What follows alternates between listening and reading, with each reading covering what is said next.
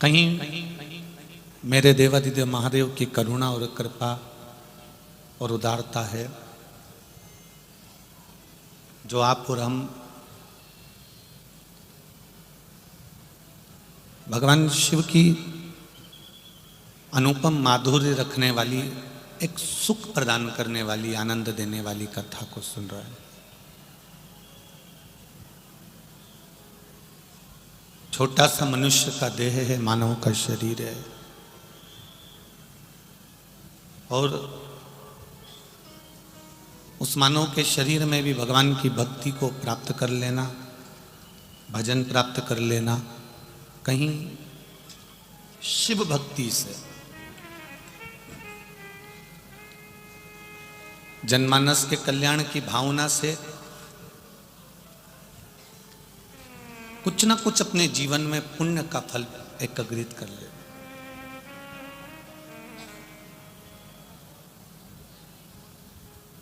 जिसको भोजन की जरूरत है उसे भोजन दिया जाए तो श्रेष्ठ लगता है। यदि उसको हम केवल ज्ञान दें कि सब भोजन बहुत अच्छा होता है, भोजन करना ठीक है, पर ज़्यादा भी करना अच्छी बात नहीं है, जिसको भोजन की जरूरत है उसको भोजन दिया जाए तो श्रेष्ठ है। उसको ज्ञान दिया जाएगा भोजन के समय पर तो वो लेगा नहीं, वो प्राप्त नहीं करेगा।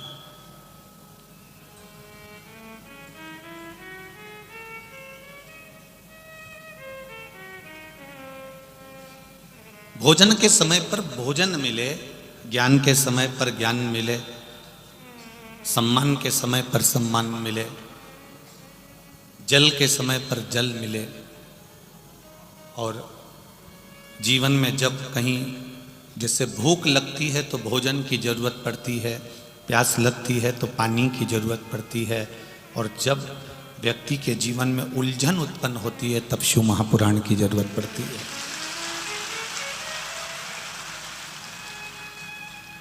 एक बात अपने जीवन में उतार कर रखना, एक अपनी बात और एक अपना हाथ,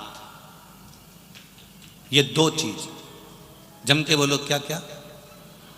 एक अपनी बात और एक अपना हाथ। हर किसी को मत देना।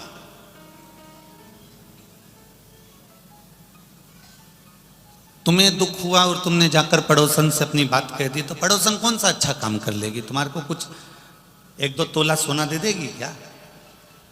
अरे बोलो तो जम के, नहीं देगी ना।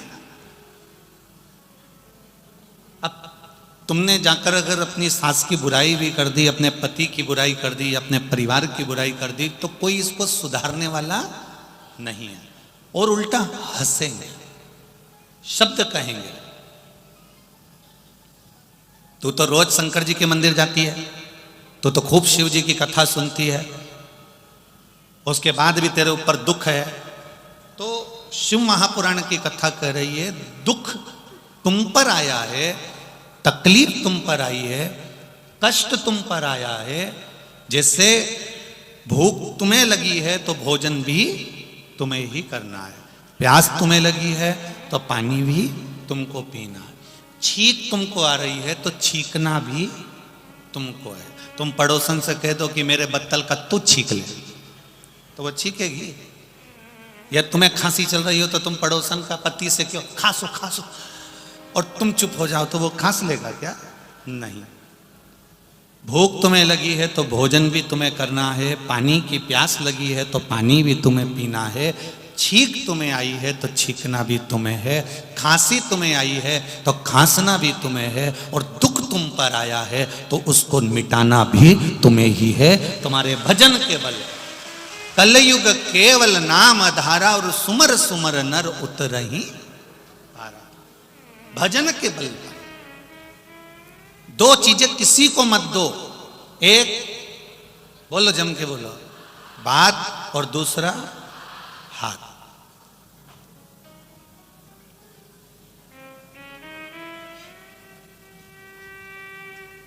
अब किसी को तुमने हाथ दे दिया, देखना जरा मेरे भाग्य में क्या लिखा है। अब जो लिखकर भेज दिया, जो उसने रचा वो यहां लिखा, और लिखकर अगर भेज दिया तो कोई उसको बदल सकता है क्या? जम के तो बोलो नहीं। उससे कह तुम बदल के बताओ, तो वो फिर अंदर से चक्कू लाएगा, फिर इधर से रेखा काट के इधर से चक्कू से खींच देगा, या इधर से काटेगा इधर से खींच देगा। नहीं हो सकता। भाग्य उसने लिखा है, तो भाग्य बनाने वाले ने अगर भाग्य बनाया है और उसमें अगर दुख लिख दिया है, तो उसको दुख को मिटाने वाला कोई दूसरा नहीं होगा। आपका कर्म आपको भोगना है। इसलिए भजन के बल को बढ़ाना और अपनी मेहनत को बढ़ाना, अपने कर्म को बढ़ाना, अपनी व्यापार व्यवसाय कर्म जो कर रहे हो उस कर्म को बढ़ाना। जितनी मेहनत रोज करते थे उससे दुगनी मेहनत चालू कर दो और भगवान पर विश्वास चालू कर दो, तो अपने आप तुम्हारे भाग्य की रेखा बदलना प्रारंभ हो जाएगी, अपने आप बदल। किसी की सामर्थ्य तो नहीं है कि आपके भाग्य को बदलते, भाग्य आपका अपने को बदलना पड़ेगा।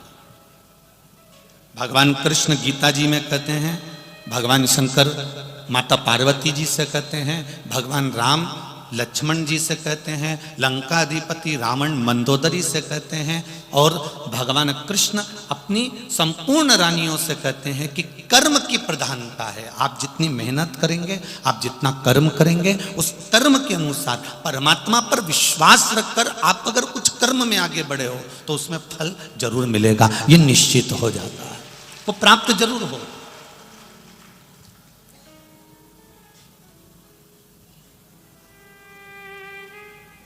घर में बैठ के केवल आंसू बहाने से मेरा तो कोई साथी नहीं दे रहा, मैं तो बड़ा दुखी हो गया, मेरी जिंदगी तो यूं ही बेकार हो गई, ये बोलने से कोई साथ नहीं देगा, ये कहने से कोई तुम्हारा पक्ष नहीं लेगा। ये आंख के आंसू पोंछकर तुम्हें अपने कार्य के प्रति जागरूक होना पड़ेगा, तुम्हें जाना पड़ेगा, मेहनत करना पड़ेगा।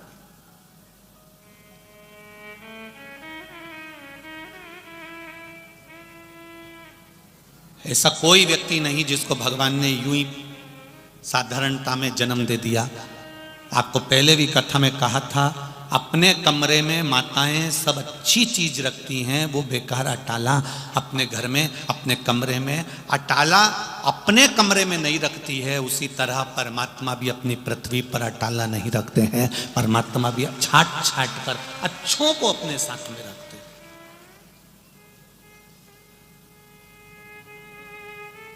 किसी के आगे जाकर अपने दुख का रोना मत रो।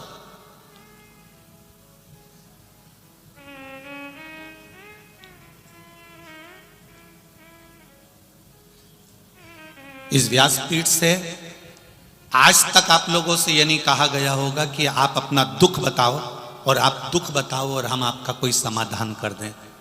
बोला कभी ऐसा कि आप माइक पकड़ो और अपना दुख बताओ कि मैं इस चीज से दुखी हूं और गुरुजी कोई उपाय बता दो? तो अगर आपको माइक पकड़ा कर कहें कि आप अपना दुख बताओ और हम उसका उपाय बताएं, तो हमारा भी तो जीवन में ये मनुष्य का शरीर है, हम पर भी कोई दुख होगा, फिर हम किसके पास जाकर कहें कि हमारा कोई उपाय बता दो? दुनिया में अपने कर्म को स्वयं काटना पड़ेगा। राम जी वन क्यों गए? सीता जी का हरण क्यों हुआ? मां जानकी को वन वन क्यों रहना पड़ा? भगवान कृष्ण को अपना गांव छोड़कर दूसरे गांव क्यों जाना पड़ा? दूसरा गांव जाने के बाद भी छोड़कर द्वारका क्यों जाना पड़ा? जब वो परमात्मा थे तो फिर क्यों गए? उनको भी तो अपने कर्म का भोगना ही पड़ा। हम पहले भी कथा में कहते हैं, भगवान से नहीं डरना, मत डरो। वेद और पुराण से नहीं डरना, मत डरो। धर्म और शास्त्रों से नहीं डरना, मत डरो। संत साधु से नहीं डरना, मत डरो। माता पिता से नहीं डरना, मत डरो। घर के बुजुर्गों से नहीं डरना, मत डरो। पर इतना याद रखना, अपने कर्म से जरूर डरना, क्योंकि कर्म का भोग तो परमात्मा को भी भोगना पड़ता। राम जी ने छुप कर मारा था उस बाली को, कृष्ण अवतार में उस बाली ने छुप कर मारा था भगवान कृष्ण के चरण में। सीता जी ने एक चिड़िया कैद में रखी, माता जानकी को कैद में रहना पड़ा। ये कर्म का भोग है जो मनुष्य को भोगना ही है। अपने कर्म को स्वयं काटना। आप अगर पड़ोसी के यहाँ जाकर कह भी दोगे, आप किसी से जाकर बोल भी दोगे कि मुझे ये दुख है, आप किसी से जाकर कह दोगे कि मुझे ये तकलीफ है, तो क्या वो तकलीफ मिटा देगा? अरे बोलो तो जम के, नहीं मिटाएगा। कहीं कहीं का तुम्हारे पास में आकर कह दे मेरे पास में ऐसी भभूति है, ऐसी बेल है, ऐसा सामान है कि मैं तेरा दुख मिटा दूंगा, मैं तेरी तकलीफ मिटा दूंगा, तो चक्कर में मत आओ। ये दुख तकलीफ स्वयं को मिटाना पड़ेगी। और स्वयं कैसे मिटाओगे? कर्म को कर कर, मेहनत को कर कर, और भगवान शंकर की भक्ति पर विश्वास रख कर जब तुम आगे बढ़ोगे तो अपने आप कर्म के करते करते आपका दुख मिटता चले जाएगा। स्वयं को मिटाना। किसी को कह भी दोगे ना कि मुझे दुख है, वो आपका दुख नहीं मिटाएगा। चलो एक प्रैक्टिकल करके देख लो। अपनी पड़ोसन से जाकर कहना, जिसको तुम अपनी सारी बात बताती हो, जिस रिश्तेदार को तुम अपनी सारी बात बताते हो, उस रिश्तेदार से एक बार 1-2 महीने बाद जाकर कहना मुझे 10 लाख रुपए की जरूरत है, तू दे दे।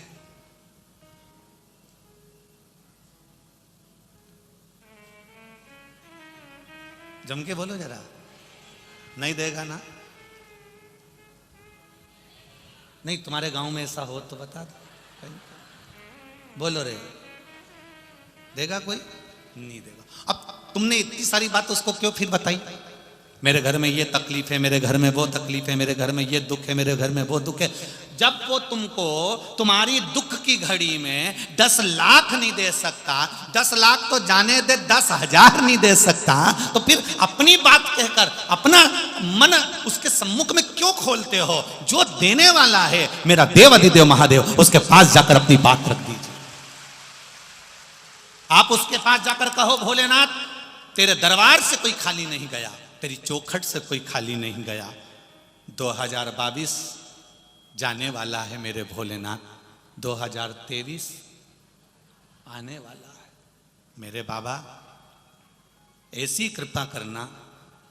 हम जानते हैं कि 22 के बाद में 23 आने वाला है। 22 जैसा भी गया आपकी कृपा से गया, पर मेरा विश्वास जितना अभी आपके चरणों में है, 2023 में उससे ज्यादा विश्वास आपके चरणों में हो जाए। मेरा विश्वास आपके चरणों में उससे ज्यादा हो जाए। सर्वे भवन्तु सुखिनः। मेरा गांव, मेरा घर, मेरा मोहल्ला, मेरी सोसाइटी, मेरी कॉलोनी, मेरा गांव, मेरा प्रदेश, मेरा देश, मेरा राष्ट्र और संपूर्ण विश्व का कल्याण हो जाए, ऐसी कृपा मेरे महादेव कर देना।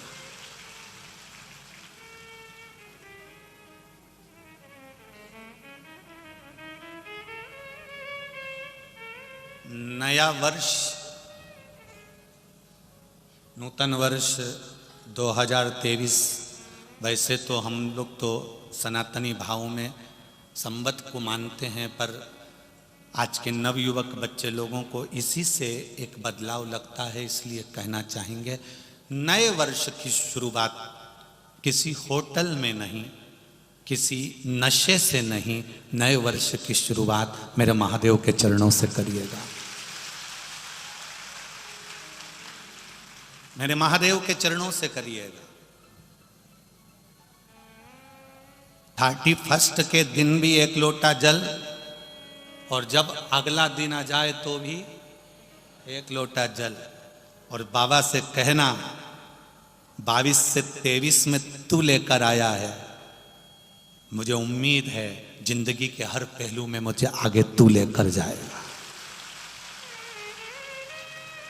अपने विश्वास को दृढ़ करें, अपने भरोसे को दृढ़ करें। हर किसी के सामने अपनी बात को नहीं कहना।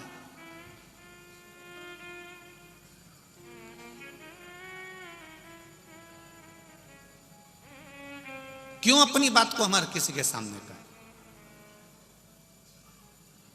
पहले नंबर पर बात और दूसरे नंबर पर हाथ। ये हाथ भी हर किसी को मत दे देना।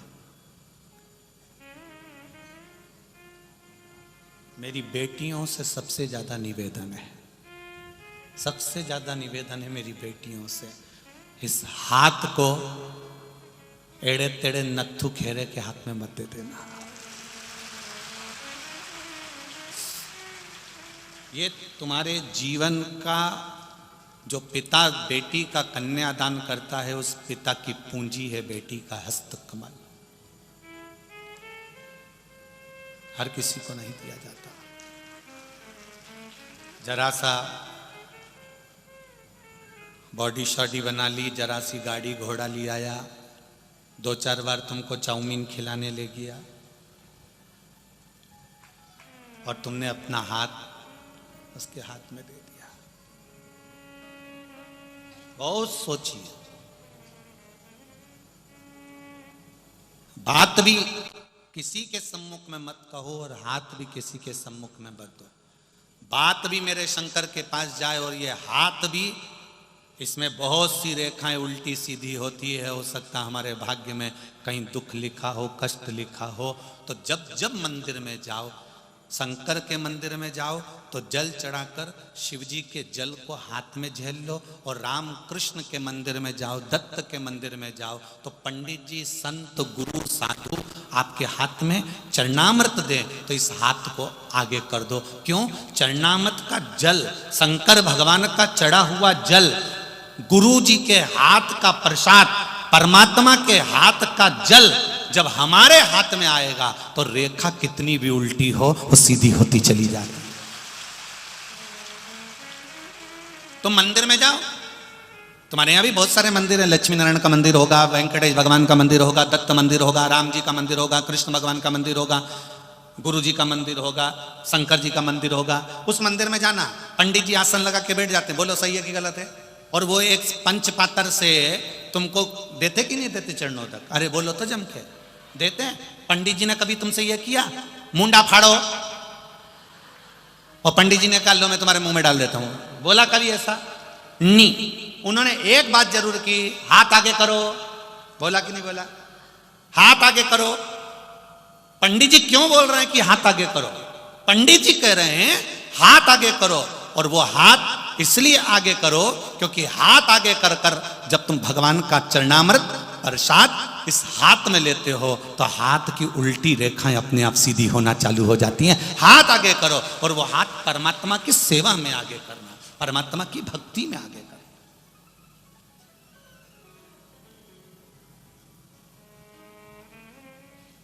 चरण और आचरण दोनों में अंतर है। चरण तुम्हें मंदिर तक लेकर चले जाएंगे, और आचरण भोलेनाथ तक लेकर चले जाएंगे। अंतर है दोनों। चरण तुम्हें मंदिर तक ले जाना है, चरण तुम्हें शिव कथा तक ले जाना है, चरण तुम्हें गुरु के दरवाजे तक ले जाना है, चरण तुम्हें परमात्मा की चौखट तक ले जा रहे हैं, चरण तुम्हें तीर्थ तक ले जा रहे हैं, चरण तुम्हें सदगुरु की शरणागति तक लेकर जा रहे हैं। पर तुम्हारा आचरण, तुम्हारा व्यवहार, तुम्हारा भजन, तुम्हारा स्मरण, तुम्हारी भक्ति और तुम्हारा भगवत कीर्तन, तुम्हारा किया गया अच्छा कर्म तुम्हें भगवान के करीब लेकर जा रहा है। मंदिर तक ले जाने की गारंटी इन चरण की है, पर परमात्मा तक ले जाने की गारंटी इस आचरण की है, इस मन की है, इस चित्त की है। परमात्मा तक आचरण लेकर जाएगा। हम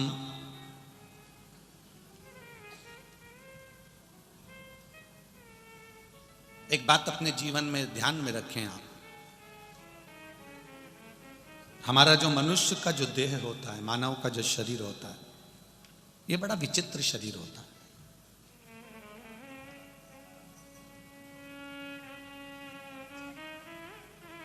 बड़ा विचित्र शरीर है। कई लोग कहते हैं बिस्तर अच्छा नहीं है ना, इसलिए नींद नहीं आ रही।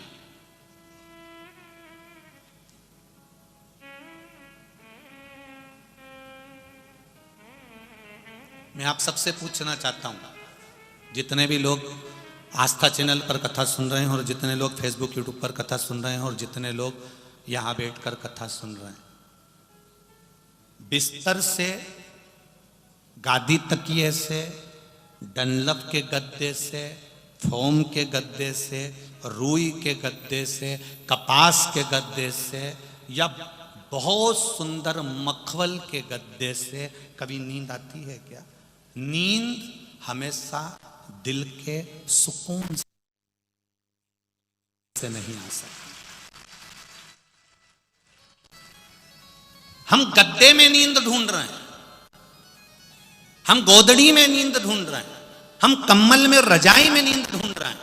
वो नींद गादी में नहीं आ सकती। कोई डनलप का गद्दा, इतने सारे लोग बैठे हैं, इसमें से किसी किसी के घर में तो इतना मोटा भी गद्दा होगा, इतना जोरदार होगा, एसी भी लगा होगा, डनलप का गद्दा भी होगा, सोफा भी होगा, सब कुछ होगा, उसके घर में सारा सुख होगा। पर पूछो, रात को 12-12 बजे तक नींद नहीं आती, करवट बदलते रहो, नींद ही नहीं आ रही है। फिर पत्नी पति से कह रही मुझे नींद नहीं आ रही, ना जान। पति बोले, कभी कभी पति बोल देता मुझे नींद नहीं आ रही, एसी बढ़ाया, एसी डाउन करा, पानी पी लो, पानी पिया, गोली खाई तो भी नहीं आई, रात के 3 बजे फिर उठ के बैठ गया। आखिर नींद क्यों नहीं आ रही? क्योंकि हमने गद्दा तो बड़ा ले लिया, हमने गद्दा तो मोटा बना लिया, हमने एसी भी लगवा लिया, पर इस दिल को महादेव से नहीं जोड़ पाए, इसलिए वो नींद चली गई। सुकून मिलता है सच्चा सुख केवल भगवान तुम्हारे, बोलो बोलो जम के बोलो, चरणों में सुकून मिलता है, सुकून। तुम यहां देखो, रात को कोई आए हो तो यहां पर कभी दर्शन करना, रात के लोग जो रुकते हैं उनको, कम्बल पे सो रहे हैं, कारपेट पे सो रहे हैं, गद्दे पे सो रहे हैं, रात भर भजन चलता है, 11-12-1 बजे तक लोग नाचते रहते, कूदते रहते, भजन करते रहते, और सवेरे फिर कितने घंटे की नींद लेते होंगे इस कथा में? कितने घंटे की? ये बैठने वालों से पूछना कभी। 2 घंटा चैन की नींद सो गए तो सो गए होंगे, नहीं तो भगवान की भक्ति में ऐसे डूबे रहते, उनका भजन चलता रहता, भजन। सवेरे उठे, तैयार हुए, फिर बैठ गए, शाम हुई, फिर अपने काम में लग गए और भजन करने में लग गए। और वो नींद जो 2 घंटे की लेते हैं, वो इतनी सुकून की नींद लेते हैं कि उनको ये मालूम ही नहीं पड़ता कि डनलप के गद्दे पे सो रहे हैं कि गोदड़ी पर सो रहे हैं। सुकून, उनको ये मालूम है बैठा है।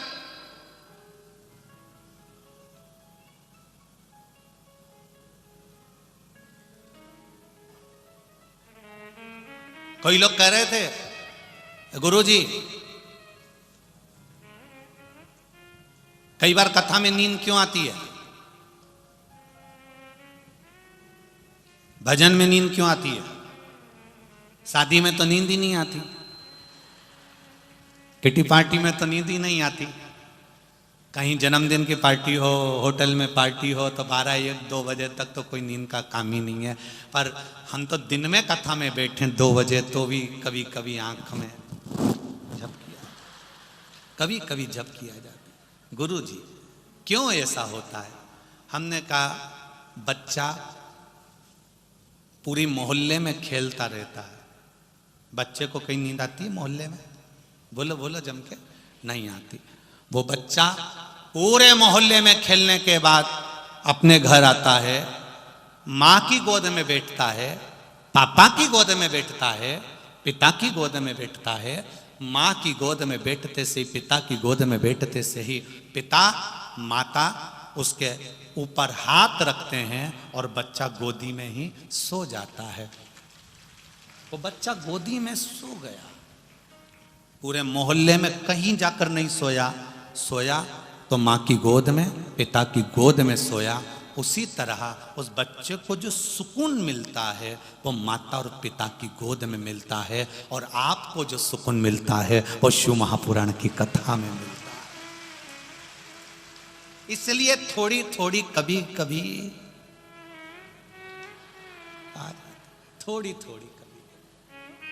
जब आ भी जाए तो कोई बुरी बात नहीं है, समझ लेना आज मेरे पिता ने, मेरे भोलेनाथ ने हाथ रख दिया है, इसलिए सुकून में सो रहा। मेरी माँ की गोद में आज मुझे सोने का मौका मिला, सुकून।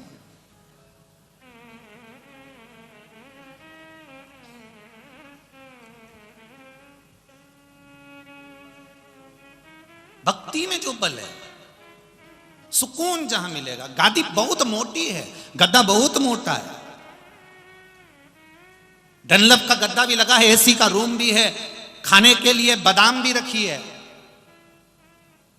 रात को सोए जब इतना बड़ा गिलास भर के दूध भी पी गए, कैसा था? 2-4 और लड्डू खा गए, पेट भर के खाना खाया, फिर भी नींद गायब है। वो नींद गई कहां है? तो कहा गादी से या तकिए से नींद नहीं आती, नींद हमेशा सुकून से आती है जब हृदय, दिल, मन, चित्त जब परमात्मा में लगा कर बैठोगे, तब भगवान भी कहेगा ये मेरा हो गया, मैं तेरा हो गया। तुमने सारी चिंता, पूरी की पूरी चिंता परमात्मा को सौंप दी, तो फिर चैन की नींद सो गए आनंद से। अभी आप चैन की नींद नहीं सो पाते हो क्योंकि तुम्हें चिंता लगी है, टेंशन लगा है, मन लगा हुआ है तुम्हारा परिवार में, कुटुंब में। जिस दिन तुमने सोच लिया घर महादेव का, परिवार महादेव का, हम महादेव के, जमीन महादेव की, घर, परिवार, कुटुंब, कबीला सब महादेव का है, जब तुमने अपना मानना छोड़ दिया तो वो संभाले। परंतु जब तक हमारे भीतर आसक्ति है, एक कई माताएं, ये देखना, मालेगांव की भी माताओं को देख लेना तुम, और चाहो तो जालना की, मालेगांव की, चलकरेंजी की, सोलापुर की, धुलिया की, तुम चाहो तो मध्य प्रदेश की, एक जगह की, गुजरात की, चाहे हो कहीं की भी माताओं को देख लेना। ये कभी कभी अकड़ में कह देती है, वो तो मैं जिंदा हूं इसलिए घर चल रहा है, जिस दिन मर गई आटे दाल का भाव मालूम पड़ जाएगा। ये कभी कभी अकड़ में कह देती है, मैं जिंदा हूं तो घर चल रहा है, जिस दिन मर गई ना आटे दाल का भाव मालूम पड़ जाएगा। तो जो इतनी अकड़ में कहे तो उससे कह दो आधा घंटा मरी जा, मर जा, आधा घंटा मरी जा, उससे क्या होगा? नहीं मर तू तो आधा घंटा मर जा। तुम्हें लगता है कि मैं दुकान चला रहा हूं, मैं घर चला रहा हूं, मैं परिवार चला रहा हूं, मैं रिश्तेदारी निभा रहा हूं, मैं कर रहा हूं, परंतु इस सोच में मत रहना कि तुम कुछ कर रहे हो, वो तो मेरा महादेव इस शरीर से करा रहा है, तो तुम कर रहे हो। जिस दिन तुमने सोच लिया कि मैं कर रहा हूं, एक छोटी सी उंगली मेरा महादेव जरा सी हिलाता है और वहां से पवन चलती है, हवा चलती है, शरीर में लग जाती है, उसकी उंगली हिलती है तो हमारा पूरा शरीर हिलना बंद कर देता है। तब बता दुकान पे बैठ के जब शरीर नहीं हिले, तब चल के बता, तब जाके बता कि मैं करता हूं, मैं दुकान चलाता हूं, मैं करता हूं, मैं कर रहा हूं, मैं कर रहा हूं। अरे भाई तुम नहीं कर रहे, जिसने जन्म दिया वो कर रहा। ये हमारी सोच गलत हो गई है, ये हमारे विचार गलत हो गए, हमारी दृष्टि गलत हो गई है कि हम कुछ कर रहे हैं, कुछ नहीं। मेरा आपकी कृपा से सब काम करते हो भोले बाबा, मेरा नाम हो रहा है, मेरा आपकी कृपा से सब काम हो रहा है। ये उसकी कृपा हुई, इसलिए ये शरीर हम आपकी बात नहीं कर रहे, उसकी कृपा हुई तो ये शरीर, ये जिह्वा शिव महापुराण की कथा कह रही है, और उसकी कृपा हुई तो आपका शरीर कथा को सुन रहा है, उसकी कृपा हुई तो ये दादा भाऊ से कथा करवा रहे हैं, उसकी कृपा हुई तो अपन सुन रहे हैं। उसकी कृपा नहीं होती तो शायद कुछ नहीं होता।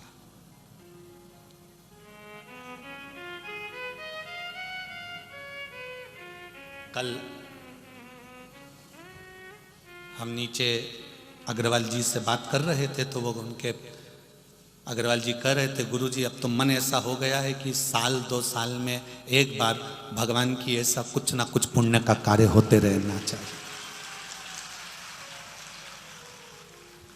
हाँ, इन्हीं से बात चल रही थी हमारी, तो कह रहे थे कि गुरुजी साल 2 साल में कहीं ना कहीं पुण्य का कार्य अपने मालेगांव में होते रहना चाहिए। ये सीख मिल गई शिव महापुराण से। साधुवाद, कुछ ना कुछ भगवान का स्मरण होता रहे, चलता रहे, भजन में, मन में, चित्त में। बहुत छोटा सा जीवन है, बहुत छोटा सा।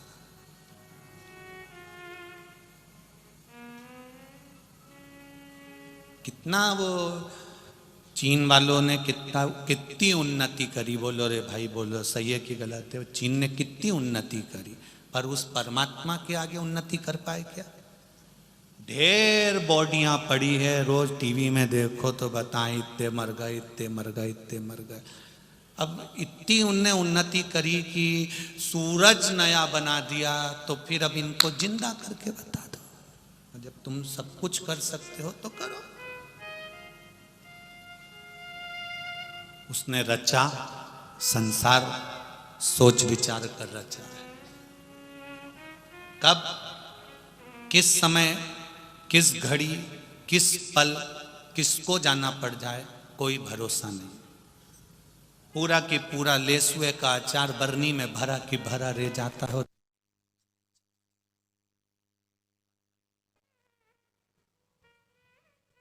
पापड़ भी पूरे के पूरे धरे की धरे। दो भी नहीं खा पाया, निपट गया। क्या कर, बोलो बोलो, कुछ नई की नई साड़ी